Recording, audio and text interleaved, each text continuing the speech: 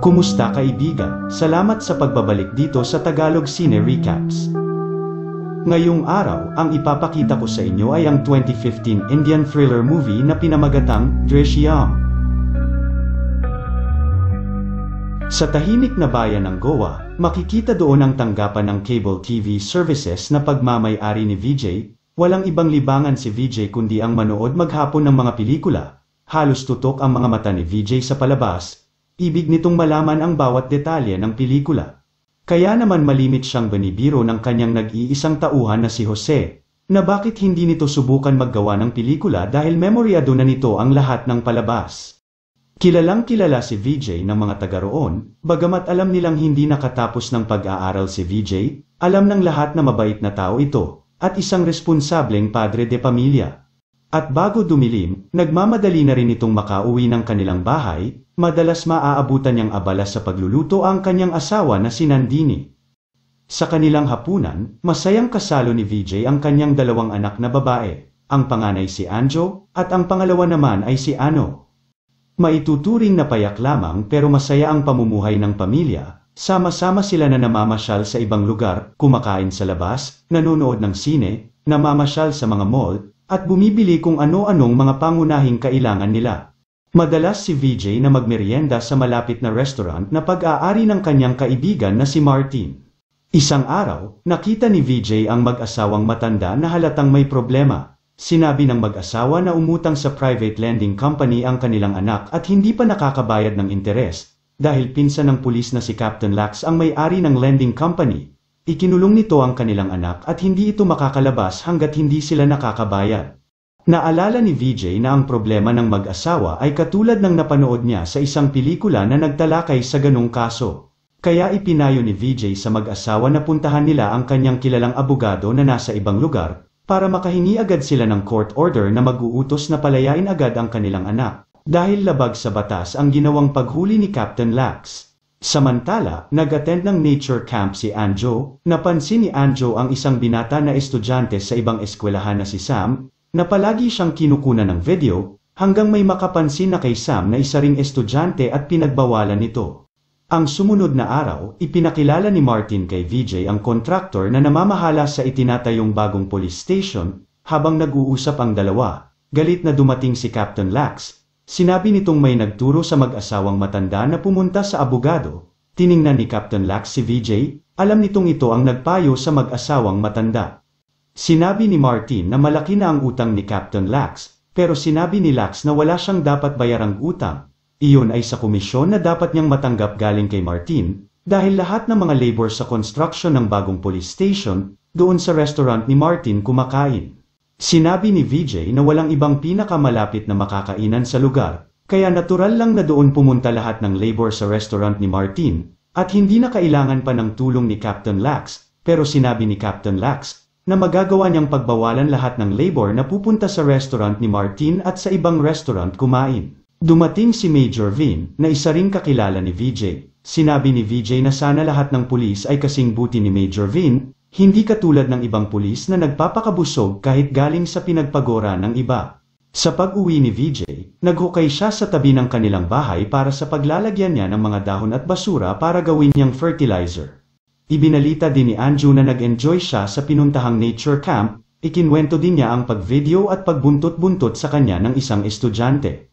Ang sumunod na araw, galit na kinumpronta ni Captain Lax ang contractor, dahil nalaman itong nagsumbong ang contractor sa kanilang hepe na si Colonel Prabhu sa ginawang pangingikil sa kanila ng pera ni Captain Lax.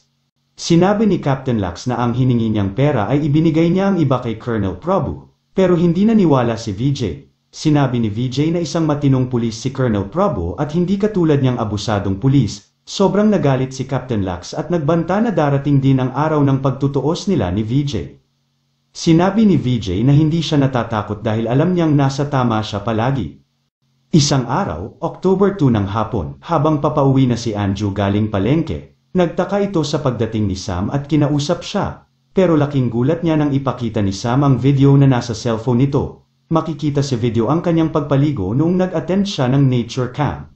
Umiiyak na nagmakaawa si Anju kay Sam na edilit ang video, Pero sinabi ni Sam na i-delete lang niya ang video kung makikipagkita siya pagdating ng gabi sa likod ng kanilang bahay dahil kung hindi, ikakalat niya ang video sa social media at siguradong masisira ang reputasyon ng kanilang pamilya.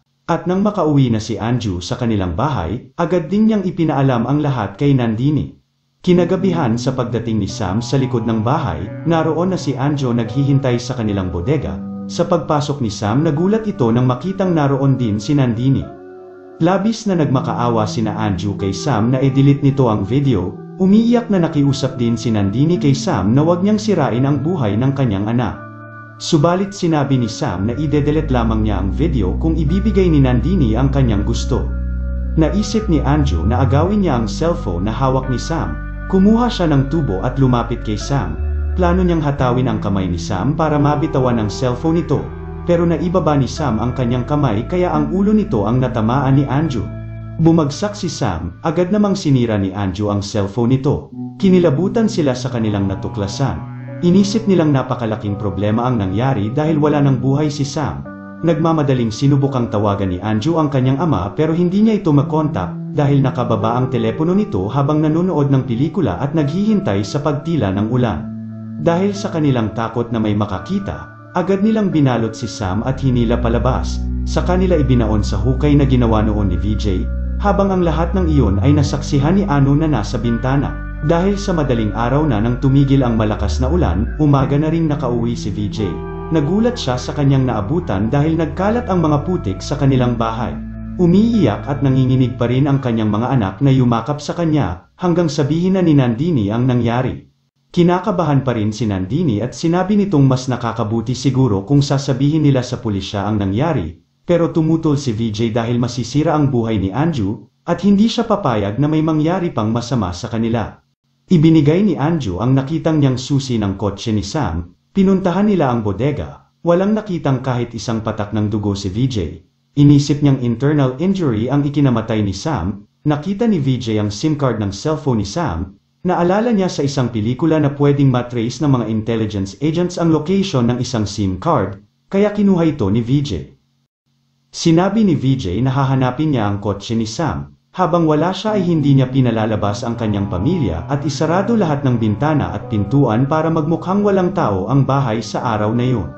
Napaiyak si Anju, sinabi niyang hindi niya sinasadya ang nangyari at ayaw niyang makulong, pero sinabi ni VJ na hanggat nabubuhay siya, hindi siya papayag na makulong ang kanyang anak. Nahanap ni VJ ang kotse ni Sam, nagkataon na nasa isang bahay na malapit si Captain Lax sa lugar, kausap nito ang may-ari ng bahay para sa passport verification, at nang buksan ni VJ ang kotse, biglang tumunog ang alarm nito. Nakatawag ng pansin iyon kay Captain Lax at napatingin sila, nakita niya si VJ na sumakay at pinatakbo ang kotse. Dinala ni VJ sa malayong lugar ang kotse, nakita ni VJ ang tarpaulin para sa sermons ng isang spiritual guro sa syudad ng Panaji sa October 2 hanggang October 3. Pumunta sa Panaji si VJ at umikot sa syudad, bumili siya ng second-hand na cellphone doon at pinalagay ang SIM card ni Sam, sa kanya itinapon sa isang truck na bibiyahe papuntang ibang lugar. Dinala ni VJ ang kotse sa abandonadong quarry. Saka itinulak ni VJ ang kotse sa lawa at hinintay hanggang tuluyan nang lumubog na ang kotse. Sa pagbalik ni VJ, dumaan siya sa kanilang opisina at sinabi kay Jose na mawawala siya ng ilang araw para mag-attend ng spiritual sermon sa Panaji. At nang makauwi na si VJ, kinakabahang sinabi ni Nandini na natuklasan nilang si Sam ay anak ng Police Provincial Commander na si General Mira Deshmo. Kilalang istrikto at malupit na opisyal si General Mira, wala itong patawad sa mga lumalabag sa batas. Kinausap ni VJ ang kanyang pamilya para sa kanilang plano, isa-isang ipinaliwanag ni VJ ang kanilang mga gagawin. Madaling araw pa lang agad na umalis ang pamilya, dahil kaibigan ni VJ ang may-ari ng boss hindi na sila nito pinabayad ng pamasahe. Sinabi ni VJ sa kanyang kaibigan na dadalo sila sa spiritual sermon sa Panaji. Pagdating sa Panaji, pumunta sila sa pinagdausan ng spiritual sermons at nag-alay ng dasal, nag-check-in sa hotel, kumain sa isang restaurant, nanood ng sine, kinagabihan nagpa-take out sila ng pagkain at itinago ang mga resibo. Kinabukasan muli silang nagbiyahe pa uwi, at gabi na nang dumating. Ang mga sumunod na araw, palihim na nagmamasid si VJ sa mga pulis, araw-araw din siyang nakikipagkwentuhan kina Martin sa restaurant.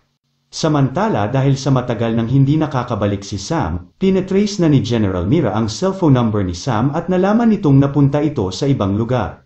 Hanggang isang araw, dahil sa may mga naglaro at naligo sa lawa, natagpuan ang kotse ni Sam at na-recover ng mga pulis. Nalaman ito ni General Mira at sumugod sa lugar kasama ang asawa nitong si Mahesh. Pinatawag agad ni General Mira ang ilang mataas na opisyal para mag-imbestiga at hanapin ang kanyang anak. Nalaman din nitong October 2 ang naging huling transaction sa ATM account at sa cellphone number ni Sam. Nang makarating ang memo sa hepe ng Goa na si Colonel Prabhu, agad itong bumuo ng team para mag-imbestiga sa kaso ng nawawalang anak ni General Mira. Nang makita ni Captain Lax ang larawan ng kotse, agad niyang naalala na nakita niya si VJ na may dala ng ganong kotse noong October 3.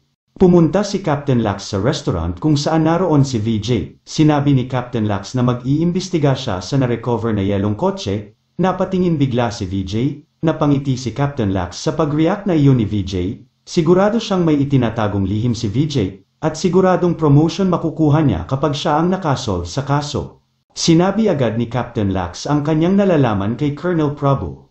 Kaya agad na tinanong ni Colonel Prabhu ang nakausap noon ni Captain Lax ng araw nang makita nila si VJ. Pero sinabi ng may-ari ng bahay na hindi niya nakita si VJ at hindi sila sigurado sa kotse dahil hindi niya nakita ang plate number. Sinabi rin ng katulong na hindi rin siya sigurado dahil may ganong yelong kotse ang isa sa kanilang mga kapitbahay. Nang gabing iyon, sinabi ni VJ sa kanyang pamilya na nararamdaman na niyang malapit ng may mga taong magtatanong sa kanila, kaya kailangan wag silang kakabahan. Ang isipin nila ay walang sino man ang makakasira ng kanilang pamilya. Kinabukasan may natanggap na impormasyon si Colonel Prabhu na nag-attend ng nature camp si Sam ng nakaraang buwan at 2 estudyante ng eskwelahang naroon sa kanilang lugar ang naging representative at sumama sa activity. Isa roon ay ang anak ni VJ na si Anju. Agad silang pumunta sa eskwelahan at kinausap si Anju at gaya ng sabi ni VJ, relax lang si Anju na humarap sa kanila. Nagtanong si Colonel Prabhu kung kilala niya ang nasa picture. Sinabi ni Anju na si Sam ang nasa picture. Maraming nakakakilala kay Sam dahil ito yung pinagbawalang kumuha ng mga picture at video sa mga babaeng estudyante. Sinubukan hulihin ni Captain Lax si Anju. Sinabi ni Captain Lax na may impormasyon na nakipagkita si Sam kay Anju noong October 2. Pero sinabi ni Anju imposible silang magkita noong araw na yon dahil pumunta sila sa Panaji para mag-attend ng spiritual sermons. Sa bahay ni VJ sunod na pumunta sina Colonel Prabhu at nang makausap na nila sina VJ, sinabi ni na VJ at Nandini na hindi nila kilala si Sam. Sinabi ni Captain Lax na naroon siya sa kabilang bahay nang kunin ni VJ ang kotse, kaya alam nilang pumunta si Sam sa kanila. Napasagot si Nandini, sinabi nitong pumunta sila noong October 2 sa Panaji. Tumawa si Captain Lax, sinabi nitong hindi pa siya nagbabanggit ng petsa. Alam na agad ni Nandini ang isasagot. Pero sinabi ni VJ na tumawag sa kanila ang principal ng eskwelahan ni Anju at sinabi ang lahat ng tungkol sa nawawalang tao at kung kailan nawala, kaya alam ni Nandini ang araw ng itatanong sa kanya. Sinabi rin ni VJ kung hindi nagkakamali si Captain Lax, nagsisinungaling ito dahil alam ng lahat na mayroon silang hindi pagkakaintindihan ni Captain Lax. Ikinwento ni VJ lahat kung saan sila nagpunta ng araw noong October 2 at 3. Sinabi rin ni VJ pag-uwi nila ng October 3 ng gabi, naulanan sila kaya nagkasakit ang mga bata at hindi nakapasok sa eskwela ng October 4 at 5. Bilang patunay, ipinakita din niya lahat ng natanggap nilang mga resibo. Lalong nagduda si Captain Lax dahil iniisip nito na inihanda nila ang resibo para isuporta sa kanilang mga dahilan. Pero sinabi ni VJ na iniipon talaga nila ang mga resibo para makita nila tuwing katapusan ng buwan kung ano ang mga hindi kailangan na nagastusan at kung magkano ang lahat ng kanilang nagamit. Kumbinsido si Colonel Prabhu at Major Vin sa mga sinasabi ni na VJ, subalit nanindigan si Captain Lax na nagsisinungaling ang pamilya, kaya ipinilit nitong i-report ang lahat kay General Mira. Ikinwento ni Captain Lax kina General Mira ang kanyang nakita, at sinabi rin ni Colonel Prabhu na may mga ebidensya ang pamilya na umalis sila ng araw na mawala si Sam. Sinabi ni General Mira kung totoo ang sinasabi ni Captain Lax, gawa-gawa lang ang mga resibong ipinakita ni VJ, at sa isang katulad ni VJ na high school dropout hindi ito ganun katalino para hindi nila mahuli. Kaya nag-order si General Mira na i-interrogate lahat ng pamilya at siya na ang bahalang umayos kung may problema. Walang nagawa si Colonel Prabhu kundi sumunod sa order. Kinabukasan agad na hinuli ang pamilya, at sa magkakahiwalay na kwarto inilagay para imbestigahan.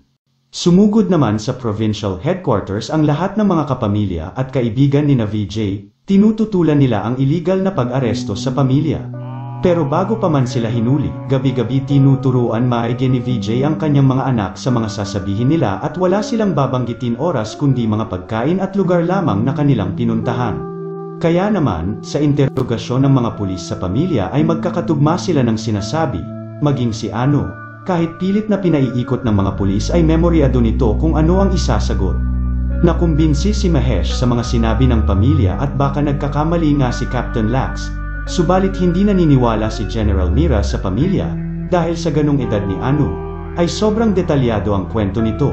Nararamdaman ni General Mira na nakita ng pamilya ang kanyang anak. Pinauwi ang pamilya ni VJ, pero alam ni VJ na babalik pa ang mga pulis at muli silang iimbestigahan.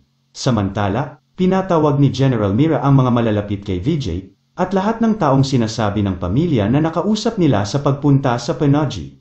At nang tanungin na nila si Martin, sinabi nitong pumunta nga sina VJ sa Panaji, katunayan nagkwento pa si VJ sa kanila tungkol sa mga narinig nito sa sermons. Sinabi rin ni Jose na umalis nga ng ilang araw ang kanyang boss para mag-attend ng sermon sa Panaji. At nang tanungin sila kung anong araw umalis sina VJ, sinabi nila na ang natatandaan lamang nila ay October 2 at 3. Sinabi rin ng kaibigan ni VJ na may-ari ng bus, na sumakay nga ang pamilya para mag-attend ng sermon sa Panaji, at hindi niya ito nabigyan ng ticket dahil hindi niya ito siningil ng pamasahe, at ang natatandaan na lamang niya ay October 2 sila sumakay ng bus. Sinabi rin ng hotel attendant na hindi niya na matandaan kung kailan nag-check-in ang pamilya, pero sigurado siya na nag-check-in nga ang pamilya sa hotel, at hindi niya ito binigyan ng resibo dahil nag-register na lang sila sa logbook. Tiningnan nila ang logbook. Naka-register sina VJ noong October 2 at nag-check out ng October 3. Ayon din sa may-ari ng restaurant, mahirap kalimutan ang mabuting mga customer, dahil tandang-tanda niya ng purihin ng pamilya na masarap ang pagkain at malinis ang restaurant. Kinausap ni General Mira ang spiritual guro tungkol sa ginawa nitong sermon sa Panaji, subalit nakumpirma ni General Mira na tugma ang mga kwento ng pamilya ni VJ kung ano ang mga tinalakay ng spiritual guro sa kanyang sermons noong October 2. Sinabi rin ng konduktor ng bus na sumakay nga ang pamilya noon sa kanilang bus at hindi niya makakalimutan dahil habang nasa bus station pa sila noon, nakiusap si VJ na bababa muna para mag-withdraw ng pera sa ATM. Kaya agad na pinakuha ni General Mira ang CCTV footage ng ATM sa bus station, at laking gulat nila dahil totoong nag-withdraw nga si VJ noong October 3. Sinabi ni Mahesh na lahat ng ebidensya ay nagpapatunay na totoo ang mga sinasabi ng pamilya, pero sinabi ni General Mira, naroon nga siya noong October 3 sa ATM, pero sinadya niyang pumasok doon sa ATM para magpakita sa CCTV at gamitin niyang ebidensya. Sigurado si General Mira na October 3 lang siya naroon at wala siya ng October 2, dahil sa ibang araw sila pumunta sa Panaji. Sinabi ni General Mira na hindi niya akalain na matalino si VJ, at dahil sa hilig nitong manood ng mga pelikula, nakagawa ito ng perpektong plano para lumabas na totoo ang kanyang mga sinasabi. Tama nga nang iniisip si General Mira, dahil noong October 3, pumunta si VJ sa Panaji at bumili ng take-out na pagkain at itinago ang resibo. Bumili rin siya ng 4 na tiket sa sinehan, pumasok din siya sa isa pang restaurant at nagpa-take out ng pagkain para makakuha ng resibo. Matapos palubugin ang kotse sa lawa, hinintay ni VJ ang departure time ng bus saka siya pumasok sa ATM para magkaroon siya ng record sa CCTV, at pagsakay niya pauwi, bumili siya ng 4 na tiket sa bus. Noong October 4 ng umaga papunta sila ng Panaji, sinadya ni VJ na sumakay sa bus ng kanyang kaibigan dahil alam niyang hindi siya titikitan at hindi magamit na ebidensya. Pagdating sa Panaji, pumunta sila sa venue ng spiritual sermons at doon nag-order sila ng kopya ng DVD ng ginawang sermons ng spiritual guro. Pumunta sila sa hotel, at habang tinitingnan ng asawa ni VJ ang kwarto kasama ang hotel attendant, nag-register ito sa October 2 ng logbook. Sa hotel nag-order si VJ sa dati niyang binilhan na take-out na pagkain para may ebidensya na nag-order sila ng gabing iyon habang nasa hotel. Pinabili niya si Anju ng tiket sa sinihang binilhan niya dati at saka sila nanood ng pelikula. Pumunta rin sila sa restaurant na nakuna na dati ni VJ ng resibo at sinadyang kausapin ang may-ari para magamit nilang testigo ito na kumain nga sila doon. October 5 sa bus station, nakiusap siya sa konduktor na bababa muna para mag-withdraw sa ATM, pero hindi siya pumasok sa ATM, iyon ay para magtestigo ang konduktor na talagang nag-withdraw siya sa ATM. October 5 ng gabi, pinanood nila ang DVD, para malaman nila ang detalye ng sermons, at ikinwento ni VJ kina Martin kung ano ang naging paksa sa sermons. Alam ni VJ na mga ilang linggo ang lilipas bago magsimula ang investigasyon. Wala nang ibang matatanda ang petsa ang mga kausap ni VJ, kundi ang itinanim ni VJ sa kanilang utak na October 2 nagpunta sila sa Panaji. Dahil sa wala silang makuhang matibay na ebidensya, isa na lamang paraan ang naisip ni General Mira, ang puwersahang paaminin sila.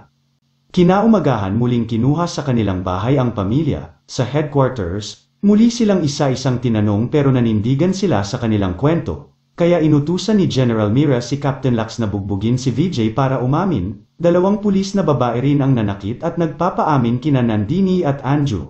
Ilang sandali pa pinatigil ni General Mira ang mga pulis, lumabas sina General Mira at kinausap ang malapit na kaibigan ni Sam. Inamin nito na bago nawala si Sam may ginawa silang kalokohan sa nature camp, matapos maligo noon ni Anju. Kinuha ni Sam ang itinago niyang cellphone sa loob at para ma-record ang paliligo ni Anju. Lalong nagalit si General Mira, inisip nitong ginantihan ni VJ si Sam dahil sa ginawa nito, kaya pinalabas nila sina VJ at pinaiwan sa loob ang batang si Anu. Saka tinanong ni Captain Lux kung ano ang nalalaman nito, maya-maya pa, dinala ng mga pulis ang pamilya sa kanilang bahay, habang hinuhukay ang lupa sa bakuran ni VJ, naroon naman ang mga media, mga kapamilya at kaibigan ni VJ. Humingi ng sorry si Anu sa kanyang ama. Sinabi nito na sinaktan siya at tinakot ni Captain Lux kaya itinuro niya ang lugar ng pinaglibingan. Sa patuloy na paghuhukay nila sa lupa, nag-aabang ang lahat sa matutuklasan, hanggang biglang umalingasaw na ang mabahong amoy, at nakahukay na sila ng sako na may laman, at nang ihahon na ang malaking sako, kinakabahan na lumapit sina General Mira at si Mahesh.